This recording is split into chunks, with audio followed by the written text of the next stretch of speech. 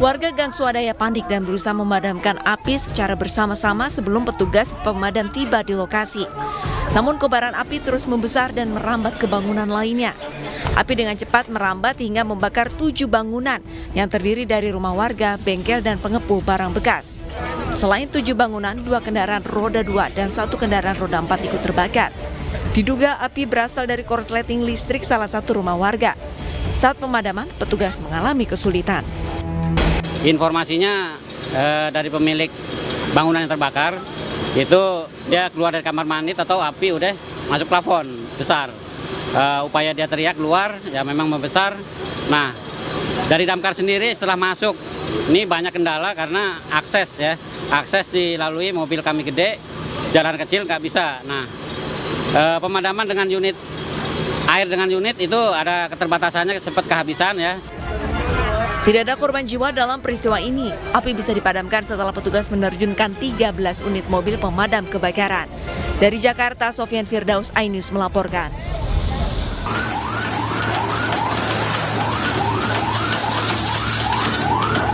Kebakaran terjadi di Jalan Sadane, Empang, Bogor, Jawa Barat pada Selasa malam. Api diduga berasal dari kebocoran gas di salah satu warung makan. Akibat kebakaran ini, 6 bangunan tempat usaha hangus terbakar. 8 unit pemadam kebakaran dikerahkan untuk menangani kebakaran. Api berhasil dipadamkan 20 menit kemudian setelah dilakukan penanganan oleh petugas pemadam kebakaran. Kebakaran ini pun sempat menjadi tontonan warga sekitar.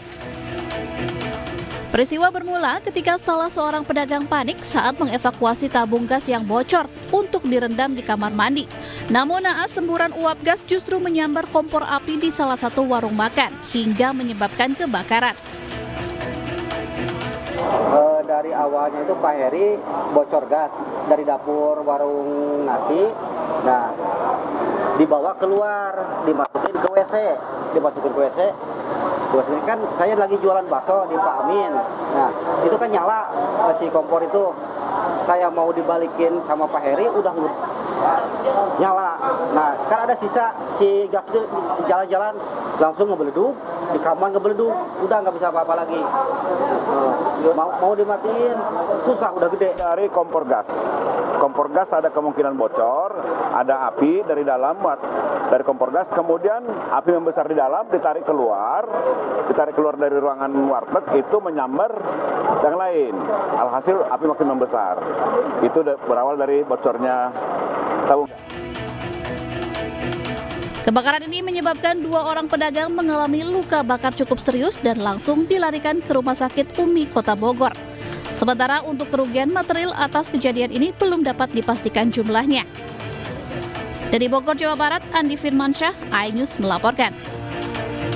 Pemirsa, aksi pencurian lampu taman yang berada di Kelapa Gading, Jakarta Utara sempat dipergoki warga. Walaupun sudah diteriaki maling, pelaku tetap saja acuh dan tetap melancarkan aksinya. Diambil.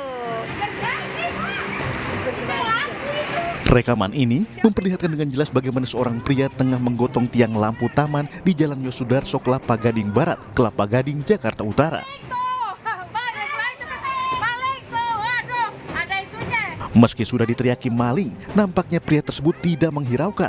Bahkan dengan santai ia menghampiri komplotannya yang sudah menunggu menggunakan sepeda motor. Mereka pun segera meninggalkan lokasi tanpa ada rasa takut sedikit pun. Jika melihat di sekitar lokasi, terlihat masih ada beberapa sisa besi tiang lampu yang diduga bekas curian para pelaku lainnya. Nah, karena di sini dia udah ngegoyangin tiang itu, di sini udah pada teriak-teriak maling, dia manggil temennya naik motor. Manggil temennya, datang temennya tuh, nah tiang itu akhirnya berhasil sama dia diambil. Warga berharap agar aksi tersebut dapat ditindaklanjuti karena sangat meresahkan. Apalagi pencurian juga terjadi pada besi pembatas jalan. Dari Jakarta, Sofyan Firdaus, iNews melaporkan. Pemirsa, untuk mengetahui informasi terkini kami sudah terhubung dengan rekan kami Muhammad Zulhilmi di Binus School Serpong, Tangerang Selatan, Banten.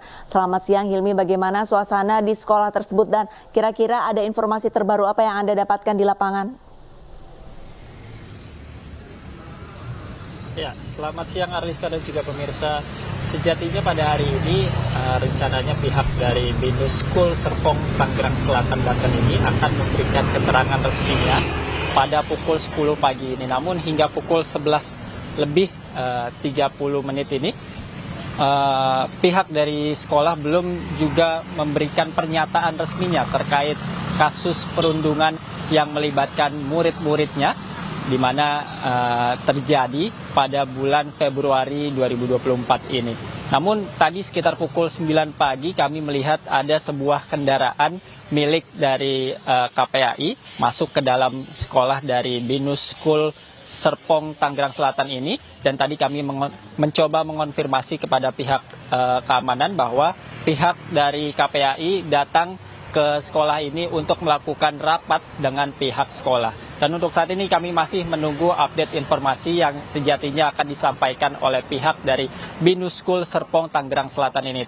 Tadi pagi kami juga sempat mendatangi lokasi ataupun TKP tempat perundungan yang diduga dilakukan oleh murid-murid dari Binus School Serpong Tangerang Selatan. Dan tadi pihak pemilik warung mengatakan bahwa dirinya sebelumnya telah didatangi oleh dari pihak Polres Jakarta Selatan untuk dimintai keterangan. Dan memang pemilik warung juga mengatakan bahwa warungnya memang sering menjadi tempat berkumpul dari murid-murid Binus School Serpong ini, namun ia tidak mengetahui pasti kapan peristiwa perundungan tersebut terjadi. Demikian Arlista. Atas informasi Anda, kami terus menanti keterangan resmi dari pihak sekolah yang rencananya akan dikeluarkan pada hari ini. Terima kasih.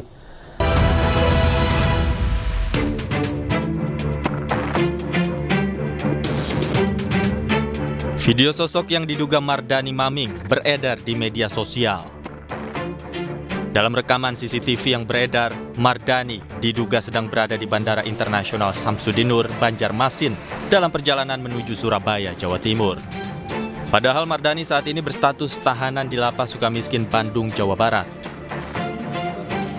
Kalapas kelas 1 Sukamiskin, Wahid Wibowo membenarkan mantan Bupati Tanah Bumbu Mardani Maming keluar lapas. Mardani keluar lapas untuk hadiri sidang peninjauan kembali di Pengadilan Negeri Banjarmasin.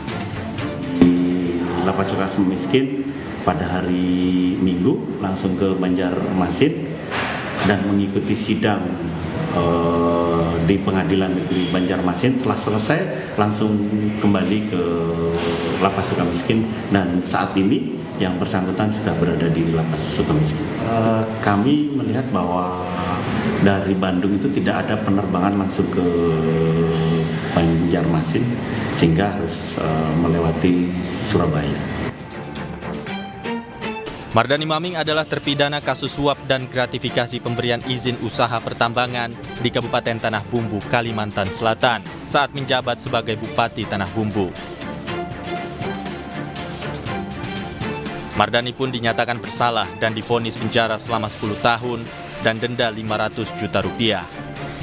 Mardani juga diharuskan membayar uang pengganti sebesar 110 miliar rupiah. Dari Bandung, Jawa Barat, Diki Wismara, iNews melaporkan. Pemirsa, adanya perbedaan data membuat sejumlah pihak mendesak agar sistem informasi rekapitulasi atau Sirekap diaudit. Hal tersebut perlu dilakukan untuk menghindari spekulasi di publik.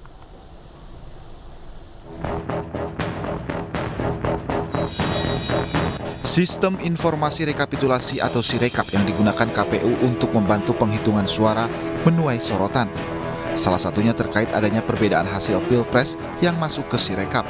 Ketua KPU Hasyim Asy'ari pun menjelaskan mengenai anomali dalam sistem Sirekap tersebut.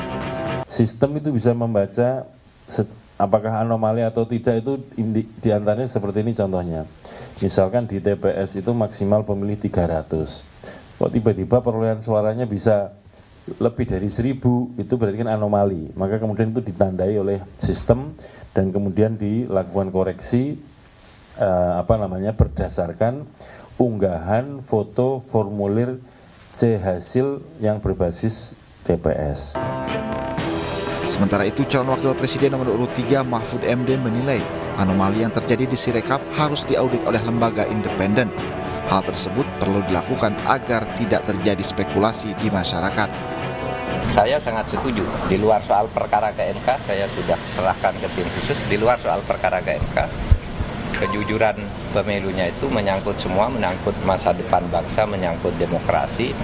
Itu audit digital forensik supaya dilakukan.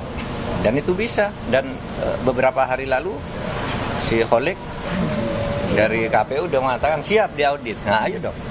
Lembaga independen tapi bukan lembaga yang berwenang. Kalau lembaga yang berwenang nanti yang punya pemerintah lagi yang sudah dicurigai kan. Selain dari Mahfud MD, desakan audit Sirekap datang dari sejumlah ahli digital forensik. Mereka menilai hasil audit ini akan memberikan gambaran kepada masyarakat mengenai masalah yang terjadi di Sirekap. Tim Liputan iNews melaporkan. Pemirsa, calon wakil presiden nomor urut 2 Gibran Rakabuming Raka tak permasalahkan adanya pihak yang menolak hasil Pilpres 2024. Anak sulung Presiden Jokowi tersebut meminta pihak yang keberatan dengan hasil pemilu untuk menggugat ke Mahkamah Konstitusi.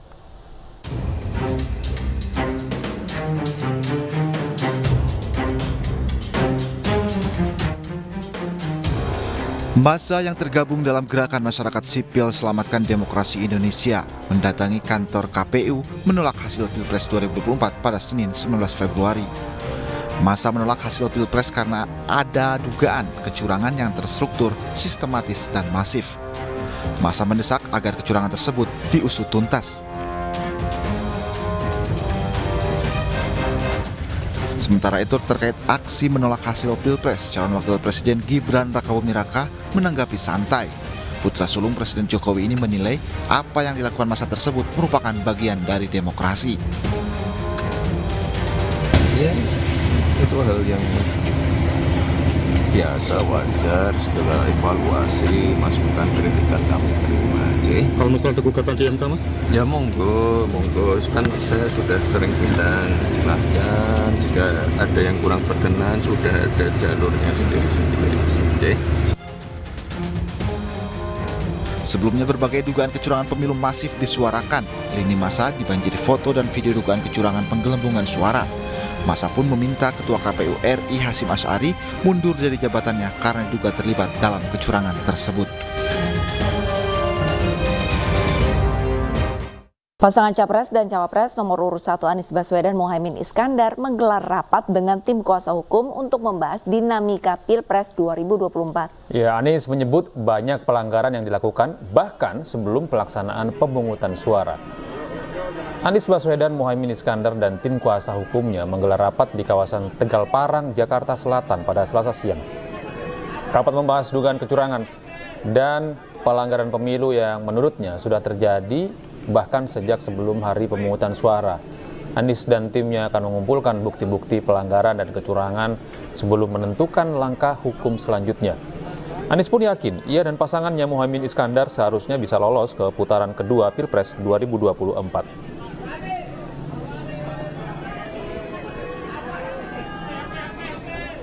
Sementara itu, mantan Menko Polhukam yang juga Cawapres nomor urut 3 Mahfud MD turut berkomentar tentang kekacauan data Pilpres 2024. Mahfud MD meminta agar sistem informasi rekapitulasi Komisi Pemilihan Umum diaudit oleh lembaga independen. Audit digital forensik terhadap sistem Sirekap KPU seharusnya dilakukan oleh lembaga independen, bukan lembaga berwenang. Audit forensik terhadap sistem Sirekap KPU diperlukan menyusul kekacauan data yang terjadi pada Pilpres 2024 karena data yang diinput tidak sama dengan formulir C hasil di tempat pemungutan suara. Meski demikian, anggota KPU RI Betty Epsilon Isdros menyatakan bahwa Sirekap hanya alat bantu, bukan rujukan penghitungan resmi Komisi Pemilihan Umum.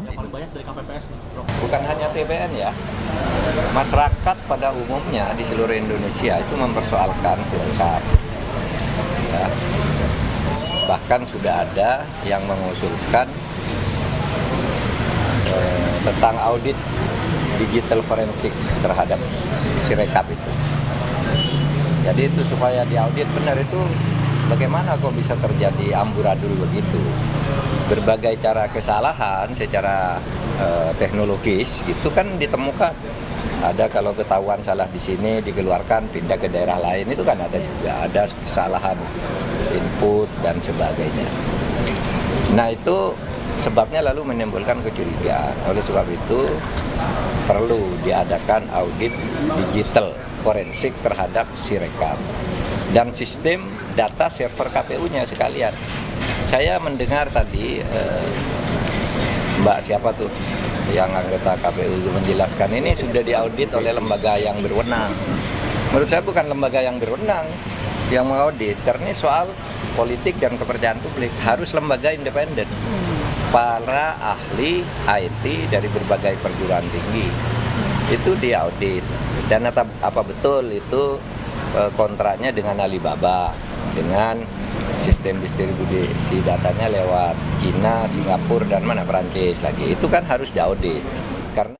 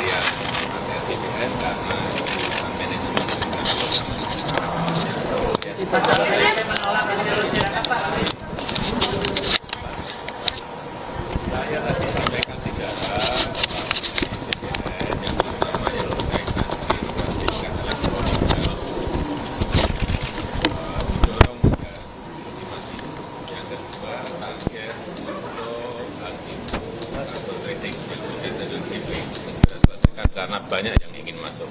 Yang ketiga yang berkaitan dengan target 120 juta PTSL. 120 juta bidang untuk masuk ke PTSL harus bisa kita selesaikan. Saya rasa itu. Pak, terkait dengan IKN, Ada satu lagi pejabat. Ya, namanya kalau kebutuhan memang mengharuskan ya kenapa tidak. Ya, terima kasih. Pak Presiden, Pak, terkait dengan pertemuan dengan ketua parpol lagi kapan, Pak?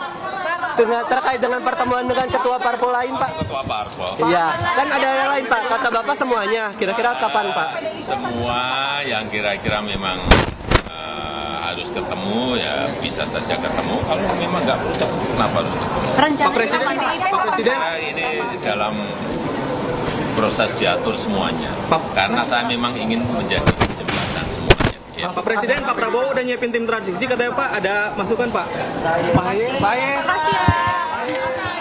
Pemirsa, setelah pelantikan dirinya, Menteri Agraria dan Tata Ruang atau Kepala Badan Pertanahan Nasional, Agus Harimurti Yudhoyono memaparkan rencana ke depan. Dan berikut keterangan dari Agus Harimurti Yudhoyono. Kan sebuah amanah dan kemuliaan yang luar biasa dari Presiden Joko Widodo, dari pemerintah dan negara untuk bisa menjalankan tugas sebagai Menteri ATR sekaligus Kepala BPN.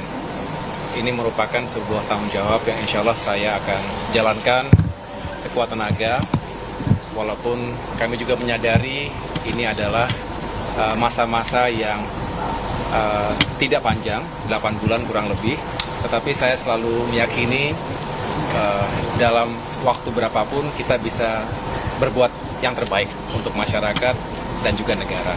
Saya mengucapkan selamat tentunya kepada Bapak Hadi Cahyanto sebagai Menko Polhukam yang baru, sekaligus saya mengucapkan banyak terima kasih karena tadi malam, walaupun ini serba mendadak, kalau boleh sedikit saya cerita, jadi Senin malam itu saya baru mendapatkan telepon dari Mensesnek Pak Pratik, hanya bertanya apakah ada di Jakarta, dan beliau kemudian menyampaikan saya diterima oleh Pak Presiden Jokowi di Istana Merdeka kemarin Selasa jam 8.